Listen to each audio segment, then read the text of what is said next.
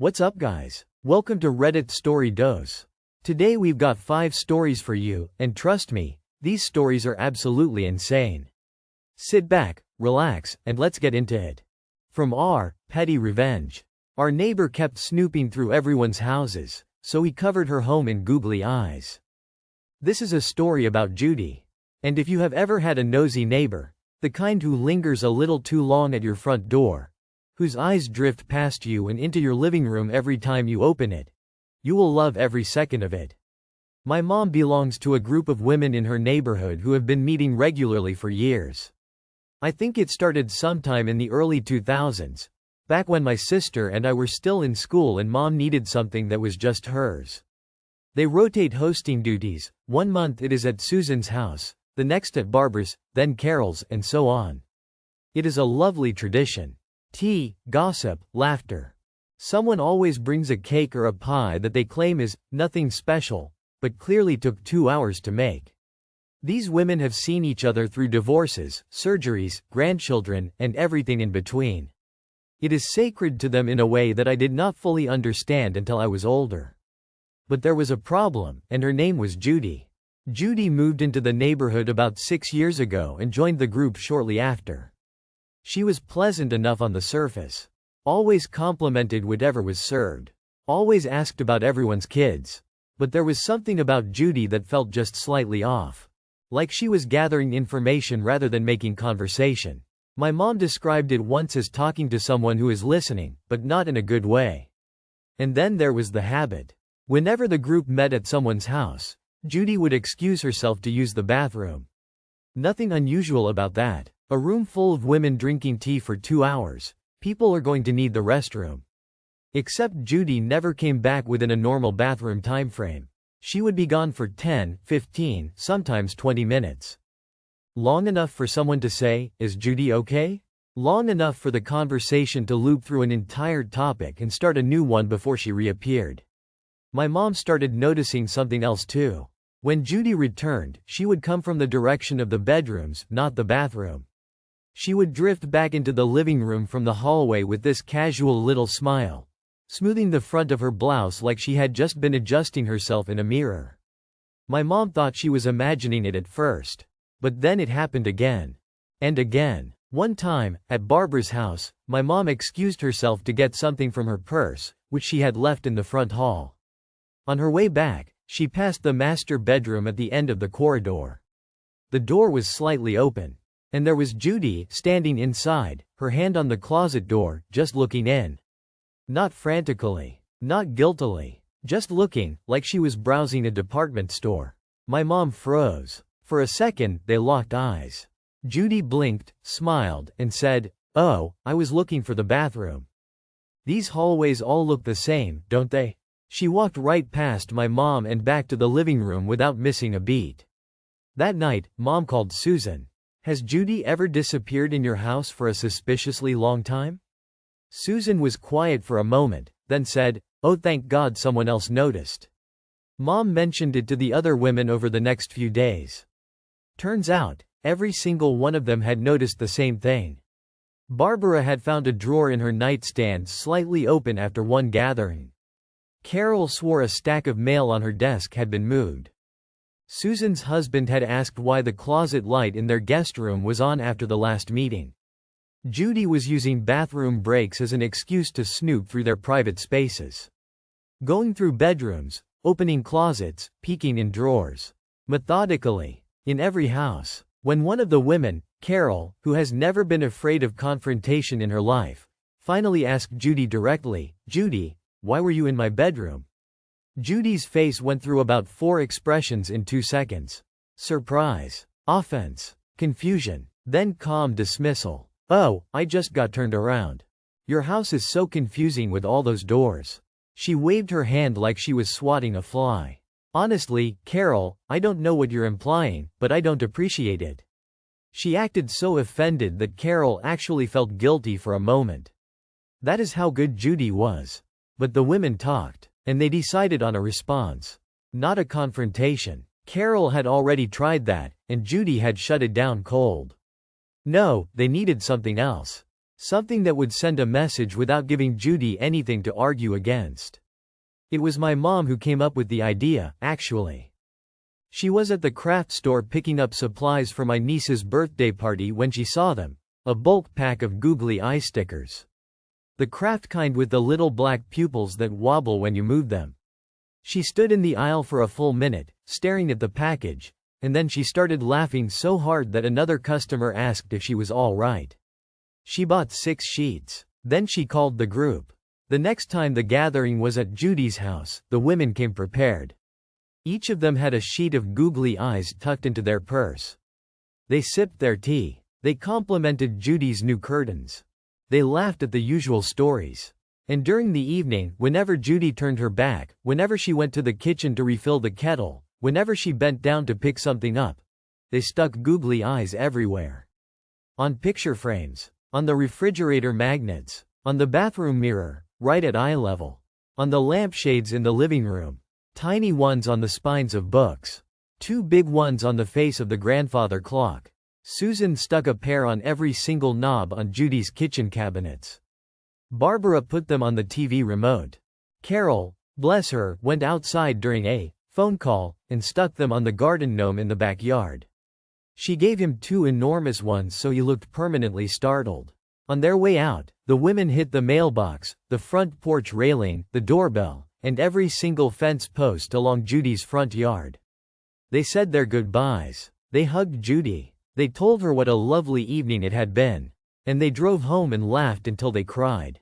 The next morning, according to the neighbor across the street, who relayed the whole thing to my mom in delighted detail, Judy came outside at 7:30 in the morning in her bathrobe. She stood on the porch, staring at the railing. Then she looked at the mailbox. Then she turned around and looked at the front door. She went back inside. A few minutes later, she came back out with a plastic bag and started peeling Googly eyes off every surface of her property. She was at it for hours. The garden gnome alone apparently took her 5 minutes because the stickers had bonded to the paint in the cold overnight air. The neighbor said Judy was muttering to herself the entire time, stopping every few minutes to look around as if she might find more she had missed. She never confronted the group about it. Not a single word. Not a passive-aggressive comment, not a pointed joke, nothing. But the message was received loud and clear. We see everything too, Judy. And the snooping stopped. Next up, my neighbor kept stealing my packages. My bait box made her scream so loud the whole street heard. For 3 months, my packages had been disappearing from my porch. At first, I thought I was losing my mind. I'd get the delivery notification on my phone, check an hour later, and nothing. Just an empty porch and that sinking feeling in your stomach when something doesn't add up. I live on a quiet residential street. The kind of street where people wave at each other from their driveways and nobody locks their car doors. Package theft wasn't supposed to happen here. That was a big city problem, a busy apartment complex problem. Not a problem for a tree-lined cul-de-sac where the biggest drama was whose trash can stayed out too long. But here I was, sitting at my kitchen table on a Saturday morning, filing my 5th missing delivery report with Amazon. 5 packages in 3 months. A pair of running shoes. A birthday gift for my sister. A set of drill bits. A phone case. And a cookbook I'd been looking forward to for weeks. All gone. Every single one. The delivery drivers swore they'd left them at my door. The photos on the app confirmed it. There was my package, sitting right on the welcome mat. And then, sometime between the photo being taken and me getting home from work, it would vanish into thin air. My wife was the one who finally said it. Just get a doorbell camera. This is ridiculous. She was right. It was ridiculous. So that weekend, I installed one. Took me about 45 minutes and a YouTube tutorial, but I got it up and running, angled perfectly at the porch and the walkway leading up to it. And within a week, I had my answer. My neighbor, Linda, a woman in her 40s who I had exchanged pleasantries with for 2 years. We'd talked about the weather. I'd complimented her garden once, and she'd given me a tomato from it. She'd waved to my wife. She seemed completely, unremarkably normal. And there she was on my screen. Clear as day. Every time a delivery truck pulled away from the curb, Linda would appear from her front door within minutes. She'd walk across her lawn, up my porch steps, pick up my package, tuck it under her arm, and walk it straight back into her house. She was not even subtle about it. No hood, no hat, no sunglasses. No nervous glancing up and down the street. Just a calm, casual stroll to my porch and back, like she was collecting her own mail. Like this was just part of her daily routine. Check the mailbox, water the petunias, steal the neighbor's drill bits.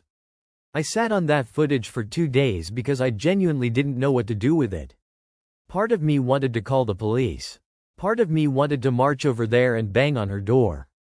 But I'm not a confrontational person by nature, so I decided to try the civilized approach first. I walked over on a Wednesday evening. She answered the door with a smile. I said, "Hey, Linda. This is kind of awkward, but I've been having packages go missing, and I installed a camera. I think there might be a misunderstanding, but I have you on video picking them up." I held up my phone and showed her the footage. Her face didn't change, not even a flicker of guilt or surprise. She watched the video of herself walking across my lawn, picking up a box with my name on it, and carrying it into her house. Then she looked up at me and said, "That's not me." I blinked. "Linda, I can see your face. You're wearing the same jacket you have on right now. The camera angle is misleading," she said, her voice perfectly even. "Those doorbell cameras distort things. It could be anyone. It's your front door you're walking into." She crossed her arms. "Maybe someone who looks like me is doing it. I don't appreciate being accused of something I didn't do. This feels like harassment, honestly." She closed the door. I stood on her porch for a good 10 seconds, staring at the knocker, trying to process what had just happened. She had looked me dead in the eyes, watched herself steal my packages on camera, and told me it wasn't her. The audacity was almost impressive. I walked home, sat down on my couch, and thought about it for a long time. I could file a police report. I could escalate. But something about the way she dismissed me so completely, so casually, without even a hint of shame, lit a fire in me that paperwork wasn't going to satisfy. So I stopped being polite and started being creative. I spent the next 3 days planning. I ordered a custom bait box from a novelty prank site and then modified it myself in the garage. From the outside, it looked like a perfectly normal delivery: brown cardboard, standard shipping label with my name and address, a realistic tracking barcode, the works. Even the tape looked right. You'd never give it a second glance. Inside was a different story. I had rigged a spring-loaded mechanism. Think Jack in the Box meets craft supply store. A compressed spring sat coiled under the top flap, held in place by the seal of the box.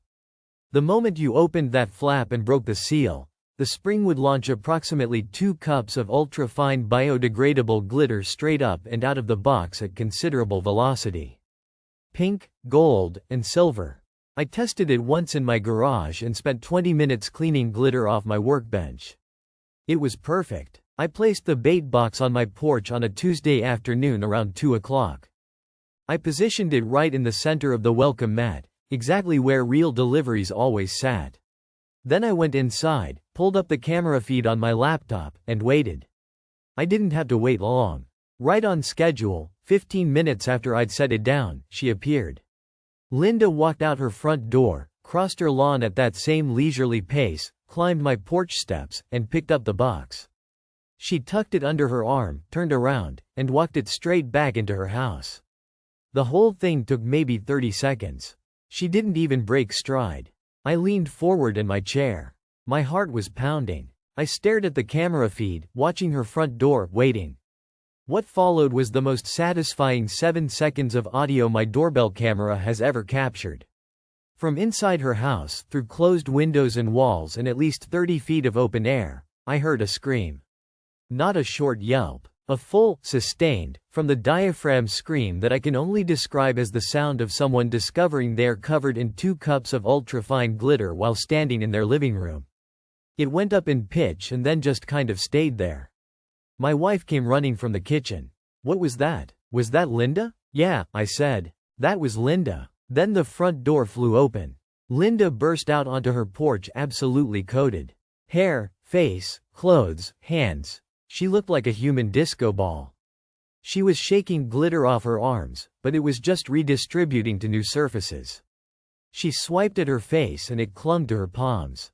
She brushed her shirt and it fell onto her pants. Glitter is forever. It gets into everything. It embeds itself in fabric, in carpet fibers, between couch cushions. It migrates to places it has no business being. It is the herpes of the craft world, and Linda had just received a catastrophic diagnosis. She stood on her porch, sparkling magnificently in the afternoon sun, and for one brief, glorious moment, our eyes met across the two lawns. I was standing at my window.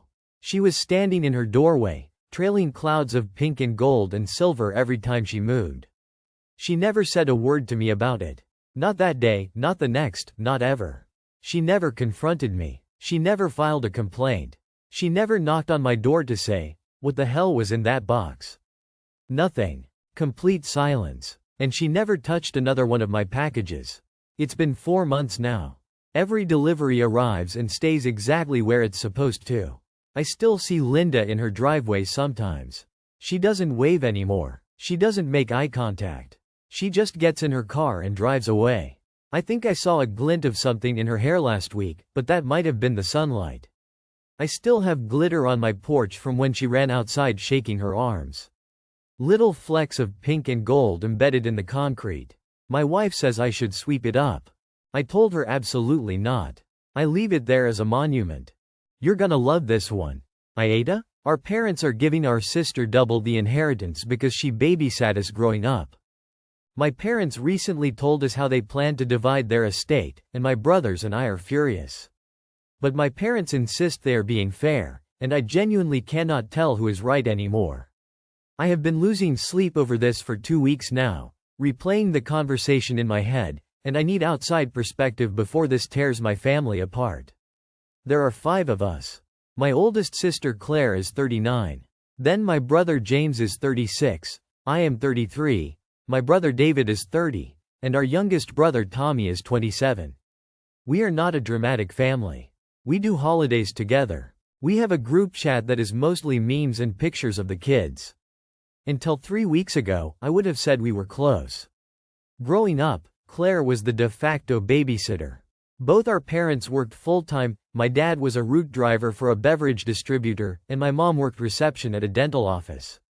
Neither job had flexibility. From the time Claire was about 12, she was responsible for watching the 4 of us after school, on weekends, and during summer breaks. She cooked dinner most nights. Not fancy stuff, but she kept us fed: mac and cheese, chicken nuggets, spaghetti with jar sauce. She helped with homework. She broke up fights. She cleaned scraped knees and made sure Tommy did not stick things in electrical outlets when he was going through that phase. When she got her license at 16, she became our personal taxi, driving us to soccer practice, piano lessons, birthday parties, whatever we needed. Did Claire do a lot?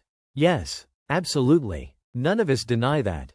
But we were kids. We did not ask to be born. And Claire did not have a choice either. Our parents assigned her that role. She was a child too. Now our parents have announced their plan. It happened at Sunday dinner 3 weeks ago. My dad stood up after dessert, which was already weird because my dad does not make speeches. He cleared his throat and said, "Your mother and I have been working with a lawyer on our estate plan, and we want to be transparent with all of you about our decisions." I remember my mom was gripping her coffee mug with both hands, staring at the table. She already knew how this was going to go. Their estate is worth approximately $800,000, the house, retirement accounts, some investments they have been quietly building for years. Instead of splitting it evenly, $160,000 each, they want to give Claire 2/5. That is $320,000. The remaining $480,000 would be split among the 4 of us, $120,000 each. The room went dead silent. I looked at James first. His jaw was tight and he was doing that thing where he presses his tongue against the inside of his cheek.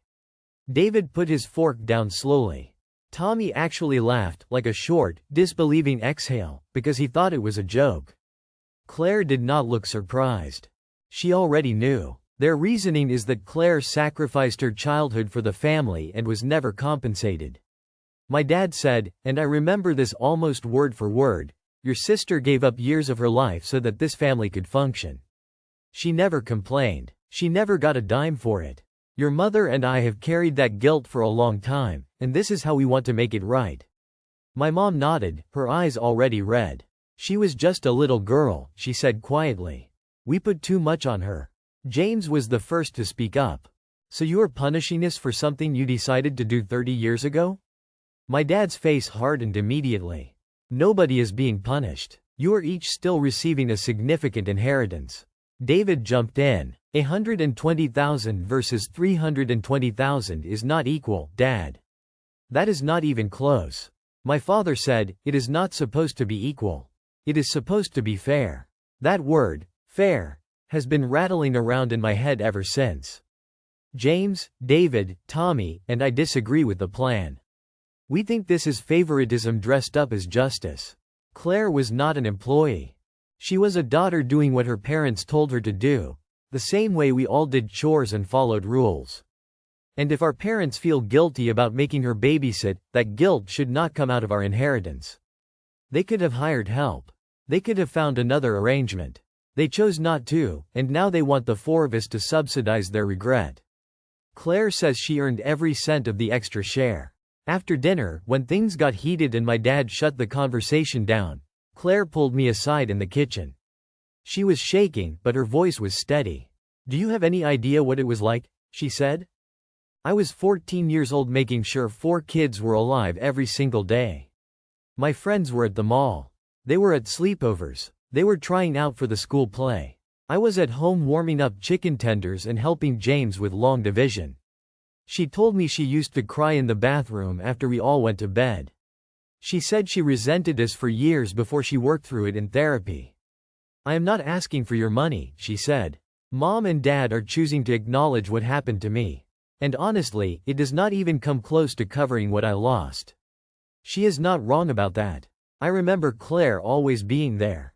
I remember her being tired. I remember her missing her own prom because Tommy had a stomach bug and my parents could not get off work. She sat on the couch in sweatpants watching a movie with a bucket next to a sick 8-year-old while her classmates were dancing. I think about that now as a 33-year-old and it makes my chest hurt. But we did not make that choice. Our parents did. When we pushed back as a group, James drafted a letter, which felt extreme but also necessary. Our father called a family meeting. He sat at the head of the table and said, "This is not a negotiation. Your mother and I built this estate. It is ours to distribute as we see fit. We love all of you equally, but love does not mean identical treatment." My mother cried. She said she thought we would understand. She said she hoped that we could see this from Claire's perspective, that we could be generous enough to recognize her sacrifice. "I thought I raised you all to be empathetic," she said, and that one landed like a punch. Tommy said, "We are empathetic, Mom. But empathy does not mean we have to agree that this is fair." David nodded. James said nothing, just stared at his hands. Claire was not at that meeting. She told me later she could not stomach sitting in a room where her brothers argued that she did not deserve recognition for raising them. "That is what it feels like," she said. "Even if that is not what you mean. I feel terrible. I do not want to fight about money. I genuinely do not. A month ago I did not even know there was an estate to argue about. But I also do not want to accept a system where one sibling gets double because our parents feel guilty about decisions they made 30 years ago. If they wanted to compensate Claire, they could have done it at any point. Paid for her college, given her money directly, anything. Why does it have to come out of what would otherwise be shared equally? And yet, I keep hearing her voice in the kitchen. I keep thinking about prom night and the bucket. I keep wondering if we are fighting for fairness or just fighting because it is easier to be angry than to sit with the uncomfortable truth that our sister paid a price none of us ever had to. Are we the jerks for pushing back? I honestly do not know anymore. Okay, get ready for this. AITA for telling my pregnant sister she can't name her baby after my dead daughter? My daughter Eloise passed away 3 years ago. She was 4. Leukemia. The worst 18 months of my life watching her fight and lose. I remember the day we got the diagnosis. My wife and I were sitting in a pediatrician's office that smelled like hand sanitizer and crayons. Eloise was on my lap, playing with the buttons on my shirt, completely unaware that a doctor was about to say words that would split our lives into before and after. Acute lymphoblastic leukemia. I remember nodding like I understood, but my ears were ringing and all I could feel was the warmth of my daughter's small hand wrapped around my thumb. 18 months of hospitals. 18 months of watching my little girl, who used to sprint across the living room and launch herself into my arms screaming, "Daddy," at full volume, get quieter and smaller and more tired. She never complained, not really. Even at 4 years old she had more courage than I will ever have. On her last morning, she looked up at me from the hospital bed, and she said, "Daddy, I'm sleepy." And I told her it was okay to rest. And she did. I am still grieving. I will always be grieving. Eloise was my entire world, and losing her broke something in me that I am not sure will ever fully heal. Some days I function. I go to work, I eat meals, I have conversations. Other days I find one of her drawings tucked into a book I haven't opened in years, and I end up on the kitchen floor at 2 in the morning unable to move. Grief is not linear. Anybody who tells you it gets easier with time has never buried their child. My sister Claire is pregnant with her first child. She and her husband have been trying for a couple of years, and I was genuinely happy for them when they announced it. I was. Despite everything, I am not so broken that I cannot feel joy for other people. I bought a little stuffed bear the day I found out. I was looking forward to being an uncle. At the gender reveal last month, the whole family was gathered in my parents' backyard. There were pink and blue balloons, a cake with white frosting, the whole setup. Claire stood up in front of everyone with this huge smile on her face and said, "It's a girl." Everyone cheered. My mom was crying happy tears.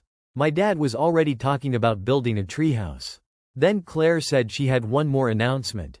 She placed her hand on her belly and said, "We've chosen a name." She paused for effect. Everyone leaned in. Eloise. The backyard erupted. People were clapping, putting their hands over their hearts, saying how beautiful it was. My mother looked at me immediately. I saw it in her eyes. She knew before I even reacted. I could not breathe. The air just left my lungs and would not come back. I heard Claire saying something about honoring my daughter's memory, about how the name was beautiful and this was her way of keeping Eloise's spirit alive in the family. People were nodding, some of them wiping their eyes. And I was standing there feeling like the ground had opened underneath me. I set my plate down on the nearest table. I think I said, "Excuse me," but honestly I am not sure any sound came out. I walked through the side gate to my car, sat in the driver's seat, and gripped the steering wheel until my knuckles went white.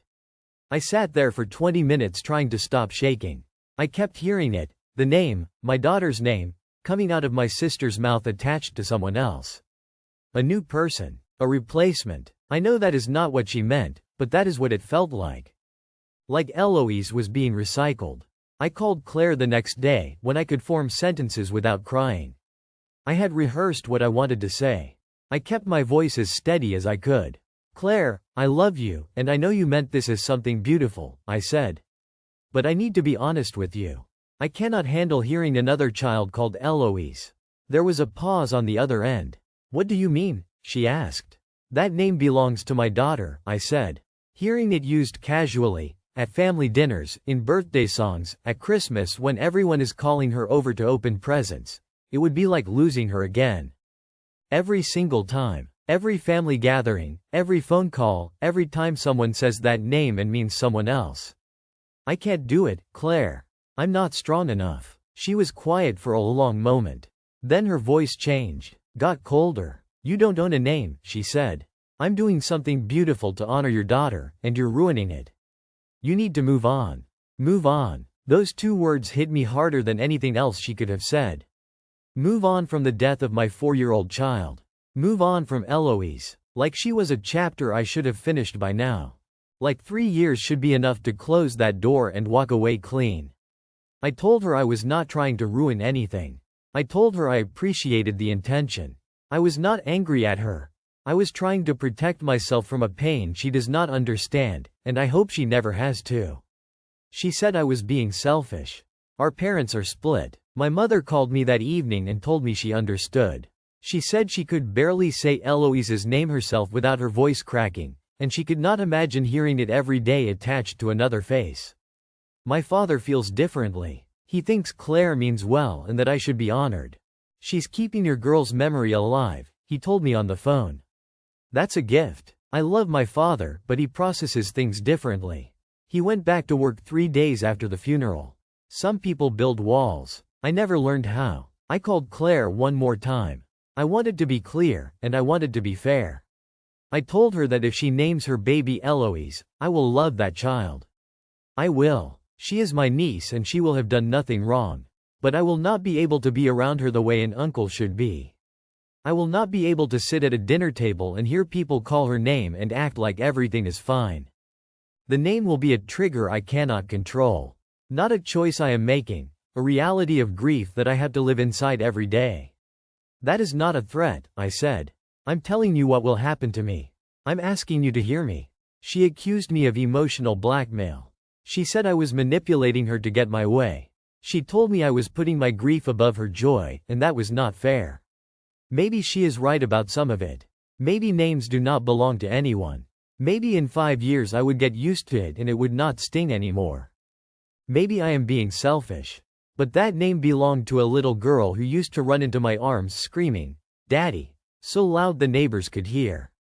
A little girl who called strawberries, straw babies, and insisted on wearing rain boots in the sunshine. A little girl whose laugh sounded like the best thing the world ever made. I am not ready to hear that name come from someone else. I do not know if I ever will be. Am I the jerk for asking her not to? Okay, get ready for this.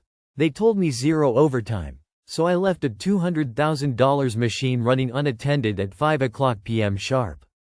I am a process engineer at a manufacturing plant.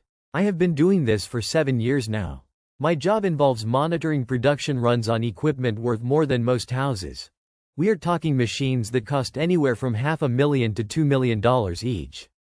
When these machines are running, someone needs to be watching them. Not glancing at them occasionally. Watching them. Eyes on the gauges, hands near the controls, brain fully engaged. If something goes wrong and nobody catches it, you can lose an entire batch of product, tens of thousands of dollars, sometimes more. I have seen it happen. It is not pretty. Last year, our plant went through a cost-cutting phase. The kind that starts with a corporate email full of words like optimization and lean operations, and ends with people who have never stepped foot on a production floor making decisions about how we run things. New management came in with spreadsheets and efficiency metrics. They walked around with clipboards, timing how long people took on breaks, counting heads in the break room, looking at overtime reports like they had personally discovered where all the money was going. One of their brilliant ideas was a strict no overtime policy. If your shift ends at 5, you leave at 5.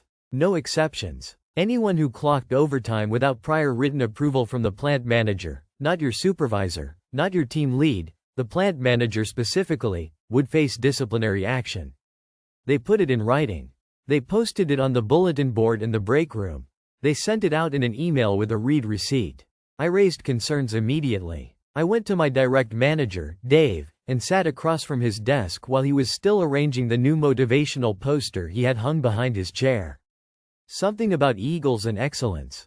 I explained that production runs do not care about clock-out times. Chemistry does not check a watch. If a batch is in a critical phase at 4:55, someone needs to stay until it is stable. You cannot pause a cooling cycle like you pause a Netflix show. Dave leaned back in his chair and folded his arms. Then schedule your work so everything is done by 5, he said. His tone was flat, the kind of voice people use when they have already decided and want you to know the conversation is over. Not a suggestion, an order. I tried. I really did. I spent 2 weeks reworking my entire batch schedule. I adjusted batch timing, staggered my processes, moved my start times earlier, and did everything I could to ensure nothing critical was running when the clock hit 5. Some of my coworkers thought I was being paranoid. Just let it ride, one of them told me over coffee. Nothing is going to happen. But I knew better. I had been doing this long enough to know that manufacturing is not predictable. Machines have their own timelines. Raw materials behave differently depending on humidity, temperature, supplier batch variation. You can plan perfectly and still get blindsided. One Thursday in October, a major production run was in its critical cooling phase at 4:45. I had started the batch at the optimal time that morning. Everything was running smoothly until about 2 in the afternoon, when a feed pump hiccuped and slowed down the process by about 40 minutes. Just enough to push the critical cooling window right into the end of my shift. This particular process required constant monitoring for about 90 minutes during cooling. The temperature had to stay within a very tight window. If it deviated by more than 2 degrees in either direction, the molecular structure of the product would be compromised. The entire batch, valued at approximately $45,000, would be ruined. Not degraded, not second quality, ruined, scrap. I stood at the control panel and watched the numbers. 446. The cooling curve was steady. 448. Still holding. My heart was doing that thing it does when you know a collision is coming and you cannot steer out of it. I pulled out my phone and drafted an email to Dave. I typed carefully, making sure every word was precise. I explained the situation, the value of the batch, the risk of leaving it unmonitored, and asked for overtime authorization to stay until the cooling phase was complete. I hit send at 4:50 and stared at the screen. The minutes crawled. I could hear the hum of the cooling system, the faint ticking of the temperature gauge.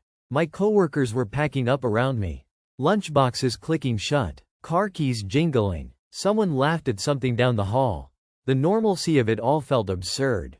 At 4:53, I refreshed my email. Nothing. 4:55. Nothing. 4:57. My phone buzzed. Dave's reply. I opened it with my thumb already half knowing what it would say. 2 sentences. No overtime approved. Leave at 5 per policy. I read it twice. I stood there for a moment, looking at the machine. The gauges were all green. The temperature was holding perfectly. It felt like leaving a baby sleeping in a crib with candles on the nightstand. Everything is fine right now. But you know what could happen. I took a breath. Then I screenshot the email. I forwarded it to my personal address.